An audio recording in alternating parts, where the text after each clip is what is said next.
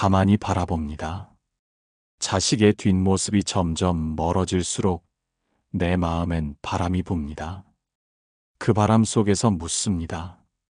나는 정말 사랑만 주었을까?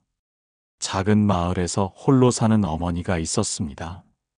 자식 셋을 낳고 혼자 손에 물말을 틈 없이 길렀지요. 자식들은 모두 도시로 떠났고 어머니는 이제 전화기만 붙잡고 하루를 버팁니다. 오늘도 안 오겠지. 그 말은 하지 않으면서도 하루 종일 누군가의 발소리를 기다립니다. 불교는 말합니다. 기대는 바라는 마음이 아니라 묵는 마음이라고요. 우리는 자식에게 주었던 모든 시간과 노력을 기억합니다. 그래서 자식도 나를 챙겨야 마땅하다고 생각하지요. 그건 자연스러운 마음입니다. 하지만 그 자연스러움이 어느샌가 무거운 그물이 됩니다. 내가 이만큼 했으니 너도 해야 한다. 그 마음이 자식에게는 책임이 아니라 감정의 비처럼 느껴질 수도 있습니다. 부담은 사랑을 막는 벽이 되기도 하니까요. 불교에서는 무주상보시라는 가르침이 있습니다. 주는 자도 없고 받는 자도 없고 주는 것조차 없다는 마음으로 베푸는 것. 사실 우리는 자식을 키우면서 그 마음을 낸 적이 있습니다. 아플까봐 밤새워 돌보고 배 고를까 먼저 먹이고 그때는 아무것도 바라지 않았지요. 그런데 시간이 흐르고 그 사랑 위에 기대라는 이름의 옷이 덧이 펴졌습니다. 그 옷은 자식을 올가매고 나를 외롭게 만들기도 하지요. 기대는 손에 쥐면 쥘수록 모래처럼 빠져나갑니다. 그리고 마음에는 섭섭함만 남습니다. 어느 노승이 말했습니다. 자식은 빚이 아니라 인연일 뿐이다. 그 인연이 길게 이어질 수도 있고 잠시 스쳐갈 수도 있다고요.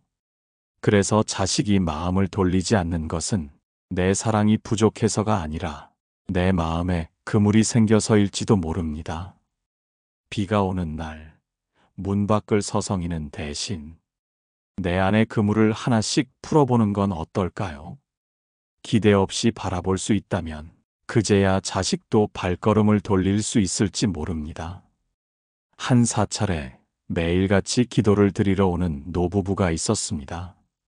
언제나 나란히 앉아 목탁 소리에 맞춰 연부를 했지요. 그런데 어느 날 노부부가 부처님 앞에서 조용히 눈물을 훔쳤습니다. 둘째 아들이 오래전부터 연락을 끊었다는 겁니다. 아무 일 없었는데 갑자기 마음이 달라졌다면서요. 스님은 잠시 고개를 숙이다가 이렇게 말했습니다. 아무 일 없었다고 하셨지만 혹시 그 아이 마음에는 작은 흠집이 남아있진 않을까요? 우리가 기억하지 못하는 말 한마디, 그 한마디가 자식 마음속에서 오래 머물러 있을 때가 있습니다. 어릴 때의 꾸중, 다른 형제와의 비교, 혹은 기대에 못 미쳤다는 표정 하나가 그 아이의 마음에 작은 바늘처럼 꽂혔을 수 있습니다. 불교에서는 무명이라 부릅니다. 모르고 지은 업, 무심히 던진 말, 그게 상대의 마음에 그림자를 남깁니다. 문제는 그 상처를 준 사람은 잘 기억하지 못한다는 겁니다. 시간이 지나면 우리는 다 잊어버리지만 받은 사람은 그날의 온도와 냄새까지 기억합니다. 자식이 마음을 닫을 때 그 이유를 직접 말해주지 않는 경우가 많습니다. 그저 거리를 두고 연락을 줄이고 마치 모래 위에 물이 스며들 듯 관계가 서서히 희미해집니다. 그러니 내가 뭘 잘못했나? 하고 물을 때 자식이 아무 말도 하지 않는 건 정말 아무 일 없어서가 아니라 그 일을 꺼내는 순간 다시 아플 것을 알기 때문일지도 모릅니다. 부처님은 상처를 대하는 법을 이렇게 말씀하셨습니다. 먼저 있는 그대로를 인정하라고요. 잘못을 찾으려 하기보다 그저 그 사람의 마음 속에 무엇이 남아있는지 조용히 들어주는 일부터 시작하라고요. 자식과의 대화에서 침묵이 길어질 때 그건 무관심이 아니라 말하지 못하는 무언가가 있어서일 수 있습니다. 그 순간을 놓치지 않고 부드러운 숨처럼 다가가 보는 것, 그것이 관계를 풀어내는 첫 발걸음입니다. 옛날 깊은 산속에 두 마리 새가 살았습니다. 어미 새는 날마다 벌레를 물어다 새끼 입에 넣어주었지요. 하지만 새끼 새가 다 자라 하늘로 날아오르자 어미 새는 매일 나무 위에서 그 녀석이 돌아오기를 기다렸습니다. 새끼 새는 먼 하늘을 유영하며 스스로 먹이를 찾고 가끔 하늘에서 어미를 내려다보았지만 굳이 둥지로 내려오지 않았습니다. 인간 세상도 그와 다르지 않습니다. 우리가 사랑이라 부르는 것에는 모양이 여러 가지 있습니다. 부모는 돌봐주는 것을 사랑의 완성이라 생각하지만 자식은 자유를 주는 것을 사랑이라 느끼기도 합니다. 어느 쪽도 틀린 게 아니지만 방향이 다르면 서로의 마음은 엇갈립니다. 불교에서는 각자의 업과 성품에 맞게 인연이 흐른다고 합니다. 부모의 손길이 따뜻해도 자식이 바라는 건 때로는 그 손을 놓아주는 일일 수 있습니다. 우리는 그걸 차가움이라 오해하지만 그 역시 자식이 주는 사랑의 한 모습입니다. 이 차이를 이해하지 못하면 부모는 내가 나를 버렸다고 느끼고 자식은 나는 내 방식대로 사랑하고 있다고 생각합니다. 이 오해가 쌓이면 마음의 거리는 멀어집니다. 한 스님이 제자에게 물었습니다. 너는 네 어머니를 사랑하느냐? 제자가 대답했습니다. 예, 하지만 자주 찾아뵙지는 않습니다. 그분이 저를 바라보며 안심하실 수 있는 모습으로 살고 싶습니다.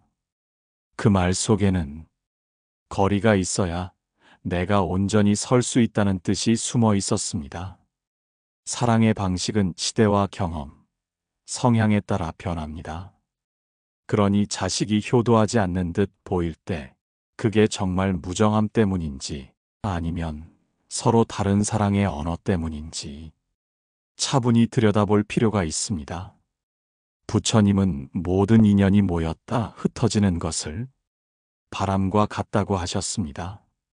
바람은 손에 잡히지 않지만 그 지나간 자리에는 시원함이 남습니다. 혹시 자식도 그런 바람처럼 멀리서 우리를 감싸고 있는 건 아닐까요?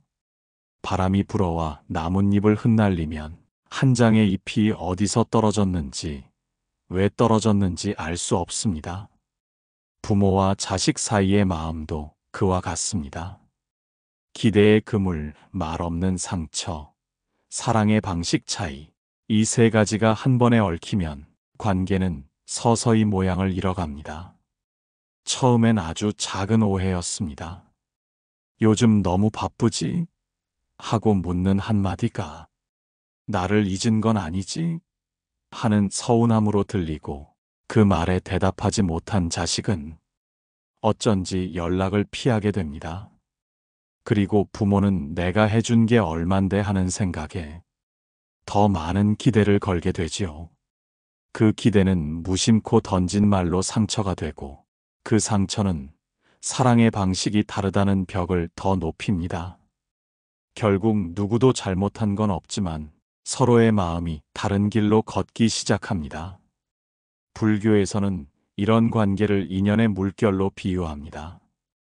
파도가 한 번 일면 그 물결이 다른 물결과 부딪혀 크기도 커지고 방향도 바뀝니다. 한 번의 오해가 다음 오해를 만들고 한 번의 상처가 다음 상처를 부르는 것과 같습니다. 이때 중요한 건 그 물결을 당장 멈추려고 애쓰는 것이 아니라 그저 잦아들 때까지 함께 바라보는 일입니다. 물결이 사라지면 바다의 고요함이 드러나듯 관계에도 다시 평온이 찾아올 수 있습니다. 한 노승은 이렇게 말했습니다. 서로의 마음이 달라진 것이 아니라 그 마음을 덮고 있는 파도가 다른 것뿐이다. 이 말은 본래 부모와 자식의 연은 쉽게 끊어지지 않는다는 뜻입니다. 그저 당장은 파도 너머에 가려져 있을 뿐이지요. 혹시 지금 자식이 멀게 느껴진다면 그 거리가 영원할 거라 단정 짓지 마십시오. 바람이 지나가면 물결도 잦아듭니다. 그리고 그 순간 우리가 그토록 기다리던 발소리가 문 앞에 다가올지도 모릅니다. 한 스님이 연못가에서 새를 잡으려 했습니다. 손에 곡식을 쥐고 가만히 기다렸지요. 하지만 새는 멀리서만 맴돌 뿐 가까이 오지 않았습니다. 그때 옆에서 지켜보던 노승이 말했습니다. 손을 펴야 새가 앉는다.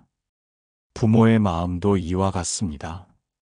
우리가 자식에게 거는 기대는 마치 손 안에 꼭 쥔 곡식과 같습니다.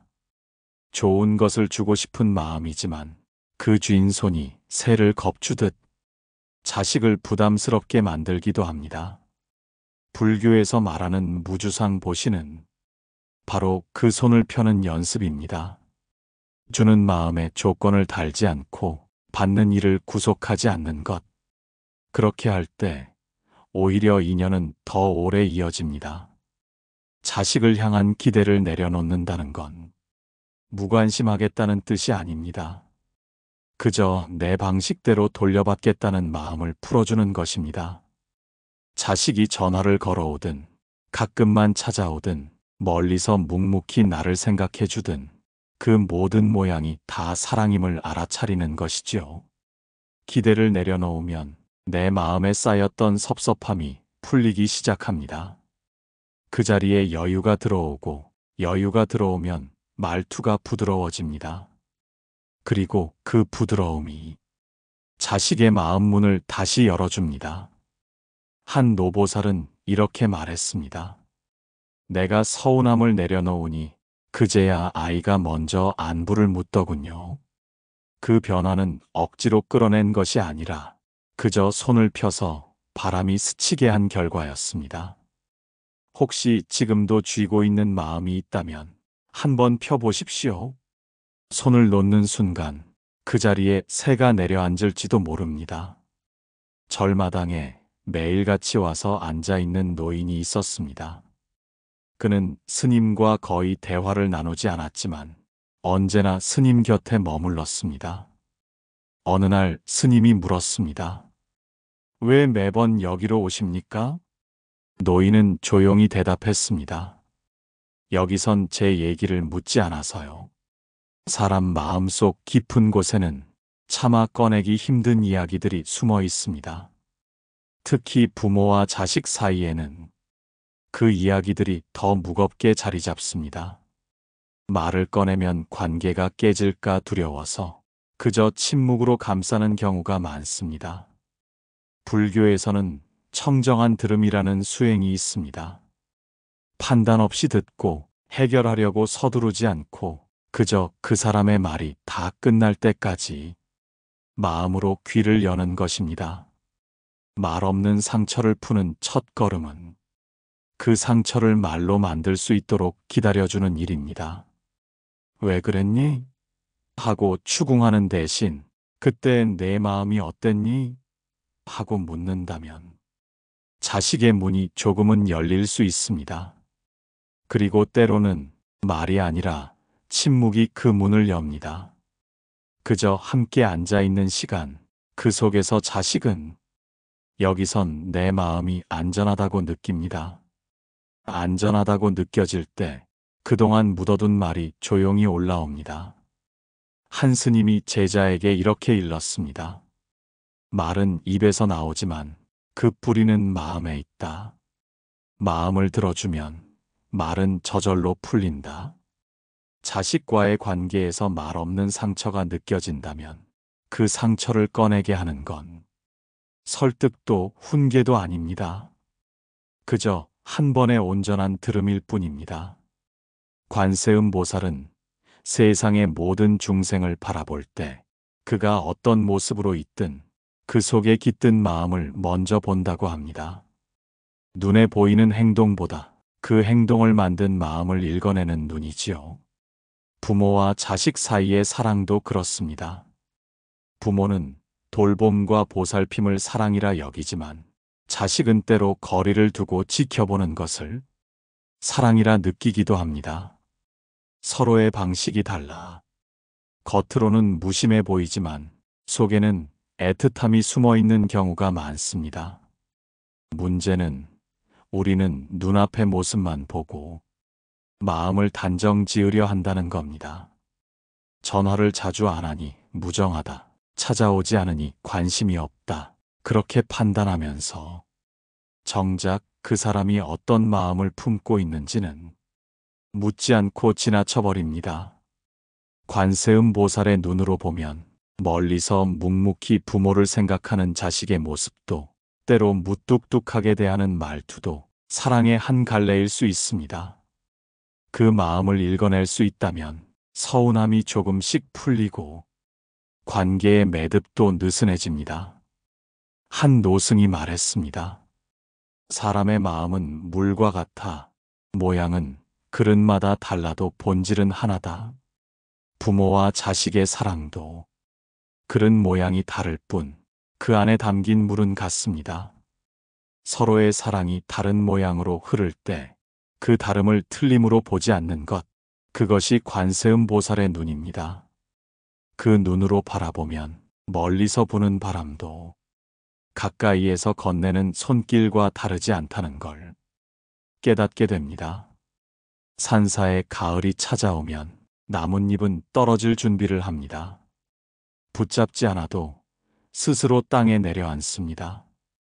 바람은 그 과정을 돕기만 하지요. 부모의 마음도 이해와 내려놓음을 배우면 그 안에 잔잔한 평온이 스며듭니다. 자식을 향한 서운함이 줄어들고 그 자리엔 고요한 수용이 들어옵니다. 이 수용은 무력함이 아니라 마음을 자유롭게 하는 힘입니다. 기대의 그물을 풀고 말없는 상처를 들어주고 사랑의 다른 방식을 이해하다 보면 이전엔 보이지 않던 자식의 마음이 보입니다.